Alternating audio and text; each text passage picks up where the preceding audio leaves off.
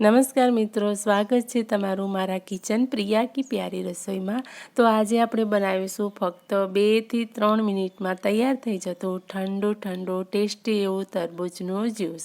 આ જ્યુસ બનાવવા માટે તમારે ના તો મિક્સર જોઈશે, ના તો જ્યુસર જોઈશે, ના તમારે તરબૂચની છાલ કાઢવાની રહેશે કે ના તરબૂચના બીજ અલગ કરવાના રહેશે।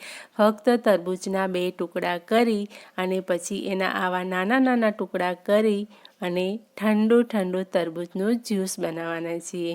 આ વિડીયો તમને 100% ગમવાનો છે। તો મિત્રો વિડીયોને જરૂરથી લાઈક કરી વધુમાં વધુ શેર કરજો। જો તમને મારી રેસિપીઓ ગમતી હોય અને હજી સુધી તમે મારી ચેનલને સબસ્ક્રાઈબ ના કરી હોય તો ચેનલને સબસ્ક્રાઈબ કરી દેજો અને બાજુમાં આપેલી બેલ આઇકન પર પ્રેસ કરવાનું ભૂલતા નહીં, જેનાથી મારી આવનારી વિડીયોની નોટિફિકેશન તમારી જોડે જલ્દીથી પહોંચી જાય। તો ચાલો શરૂ કરીએ ઠંડા તરબૂચના જ્યુસની રેસિપી। તો સૌથી પહેલાં કોઈ પણ જાતની ઝંઝટ વગર 2 થી 3 મિનિટની અંદર ઠંડુ તરબૂચનું જ્યુસ બનાવવા માટે મેં અહીંયા 1 નંગ તરબૂચ લીધું છે।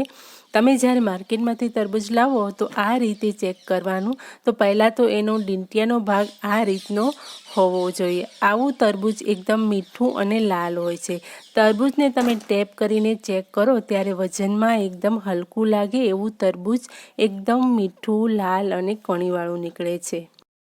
અને તમે હંમેશા આ રીતે ચેક કરીને તરબૂચ લેશો તો ક્યારેય તરબૂચ મોળું કે એકદમ ધોળું નહીં નીકળે। આ રીતે જ હંમેશા તરબૂચને ચેક કરીને લેવાનું છે। તો હવે સૌપ્રથમ આપણે જે તરબૂચ લીધું છે એને ધોઈ લેવાનું છે અને પછી આ રીતે એના વચ્ચેથી 2 ભાગ કરવાના છે। તો મેં અહીંયા પૂરી રીતે ચેક કરીને તરબૂચ લીધું છે। તો અહીંયા જોઈએ કે કેવું નીકળે છે। અહીંયા તમે જોઈ શકો છો તરબૂચ એકદમ લાલ ચટાક નીકળ્યું છે, સાથે સાથે કણીવાળું મીઠું પણ છે અને મજાની વાત તો એ છે કે આની અંદર બિયાનો ભાગ એકદમ ઓછો છે। હવે તરબૂચનો જ્યુસ બનાવવા માટે તરબૂચના મોટા ટુકડા કરી લઈશું।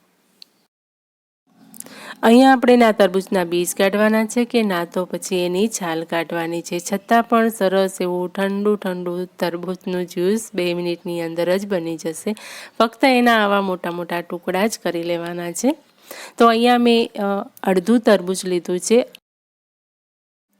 તો અહીંયા મેં અડધું તરબૂચ લીધું છે અને અડધું તરબૂચ મેં સાઈડમાં રાખ્યું છે, એટલે કે અડધા તરબૂચનો આપણે જ્યુસ બનાવવાનો છે। અને આવી રીતે એના મોટા ટુકડા કરી લેવાના છે અને આ ટુકડા આપણે કઈ રીતે જ્યુસ બનાવવા માટે કામમાં લઈશું તો તમે જોઈ શકો છો કે અહીંયા ઘઉં ચાળવાની જે ચાળણી છે એ લેવાની છે અને એની ઉપર આવી રીતે ટુકડા ગોઠવવાના નથી, પરંતુ આવી રીતે હું સાઈડમાં લઈ લઉં છું અને એક મોટું વાસણ લેવાનું છે। મોટું વાસણ એટલે કે આવી રીતે કોઈ તાસ હોય, મોટું વાસણ હોય એ લેવાનું છે અને એની ઉપર આ ઘઉં ચાળવાનો જે ચાયણો છે એ મૂકી દેવાનો છે અને આ ટુકડા આપણે હવે બીજી પ્લેટમાં લઈ લઈશું।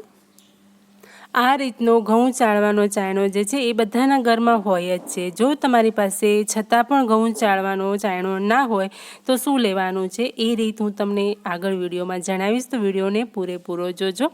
અને આપણે આ રીતે તરબૂચને ઘસવાનું છે, જેનાથી તરબૂચનો જ્યુસ જે છે અલગ થઈ જશે। તરબૂચને ચાયણામાં ગોળ ફેરવતા જવાનું છે આવી રીતે। તો તમે જોઈ શકો છો હું હળવા હાથે કરી રહી છું, તરબૂચને ઘસતી જઉં છું અને જ્યુસ જે છે એ નીચે નીકળતો જાય છે। આ રીતે બધા ટુકડાને આપણે ઘસી લેવાના છે। મેં જે તરબૂચનો ટુકડો લીધો હતો એ ઉપરથી એનો પલ્પ જે વધારે હતો તો થોડો નીકળી ગયો, તો આવી રીતે એને ઘસી લઈશું ને હાથેથી તો નીકળી જશે। અને પછી જો તરબૂચનો જે પલ્પ છે એ ચાયણામાં ફસાઈ જાય તો તમારે ચાયણાને ટેપ કરી લેવાનો છે હાથેથી, એટલે જે પલ્પ જે છે એ નીચે નીકળી જશે। અને આવી રીતે જ્યાં સુધી તરબૂચનો સફેદ ભાગ ના દેખાય ત્યાં સુધી આપણે આને આવી રીતે ઘસવાનું છે, જેનાથી બધો જ જ્યુસ જે છે એનો નીચે નીકળી જશે। તો હું બધા જ ટુકડાને આવી રીતે ઘસી લઈશ। અને જો તમારી જોડે ઘઉં ચાળવાનો ચાયણો ના હોય તો આ રીતની આદું છીણવાની ખમણી કે તેનાથી નાની મોટી કોઈ પણ ખમણીનો તો બધા જ ઉપયોગ કરતા જ હોય છે અને બધાના ઘરમાં અવેલેબલ જ હોય છે. તો આ રીતની ખમણીથી પણ તમે તરબૂચનો જ્યુસ કાઢી શકો છો અને સહેલાઈથી નીકળી જાય છે. એકદમ સિમ્પલ રીત છે. તો અહીંયા મેં બધા જ તરબૂચનો રસ કાઢી લીધો છે અને તમે જોઈ શકો છો કે બિયા જે છે ઉપરનો વધારાનો પલ્પ પણ જે હોય સફેદ ભાગવાળો એ પણ ચાયણાની ઉપર જ રહી ગયો છે. ચાયણો તમે ઊંધી રીતે પણ રાખી શકો છો. મેં આવી રીતે રાખ્યો છે. તમે સવળી રીતે પણ રાખી શકો છો. કોઈ પણ રીતે તમને ફાવે એ રીતે તમારે આવી રીતે કરી લેવાનું છે. ખમણીવાળી રીત એકદમ સહેલી છે. જો તમારી પાસે ચાયણો નથી તો ખમણીમાં ખૂબ જ ઝડપથી તમે તરબૂચનો જ્યુસ કાઢી શકો છો અને આ રીતે જ્યુસ કાઢવાથી છાલ બિયા દૂર કરવાની ઝંઝટ રહેતી નથી અને પલ્પ સાથે જ્યુસ તૈયાર થઈ જાય છે. હવે જ્યુસ કાઢ્યા પછી તમારે ટેસ્ટ કરી લેવાનો છે. જો તમને જરૂર લાગે તો થોડી દળેલી ખાંડ કે સાકર તમે આની અંદર ઉમેરી શકો છો. મને આ જ્યુસમાં ખાંડની જરૂર નથી લાગતી તો હું સ્કીપ કરી રહી છું. પરંતુ હા, થોડો ચટપટો ટેસ્ટ લાવવા માટે આપણે ચાટ મસાલો ઉમેરી શકીએ છીએ. તો હું અહીંયા 1 ચમચી જેટલો ચાટ મસાલો ઉમેરી રહી છું. ચાટ મસાલાથી એનો ટેસ્ટ જે છે એકદમ ચટપટો સરસ એવો આવે છે. તો આ ઠંડા જ્યુસમાં જો 1 ચમચી જેટલો ચાટ મસાલો જો ઉમેરવામાં આવે તો જ્યુસનો ટેસ્ટ એકદમ વધી જાય છે. હવે આપણે આને સારી રીતે મિક્સ કરી લેવાનું છે અને હવે આપણે આ મિક્સ કર્યા પછી તરબૂચના જ્યુસને સર્વ કરી લઈશું. તો સર્વ કરતી વખતે આપણે 1 ગ્લાસમાં 3 થી 4 જેટલા આઈસ ક્યુબ એડ કરવાના છે.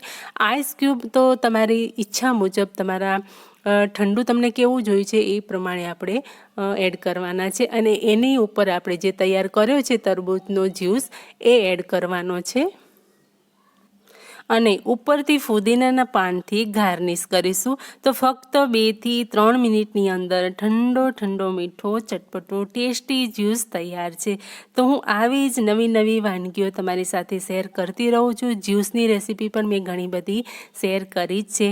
તો દોસ્તો, આજની મારી આ રેસીપી તમને જરા પણ ગમી હોય તો પ્લીઝ વિડીયો પર લાઇક કરજો, વધુમાં વધુ તમારી ફ્રેન્ડમાં શેર કરજો અને ચેનલ પર નવા છો તો ચેનલને સબસ્ક્રાઈબ અવશ્યથી કરજો અને બાજુમાં આપેલી બેલ આઇકન પર પ્રેસ કરવાનું ભૂલતા નહીં, જેનાથી મારી આવનારી નવી રેસીપીની નોટિફિકેશન તમારી જોડે જલ્દીથી પહોંચે.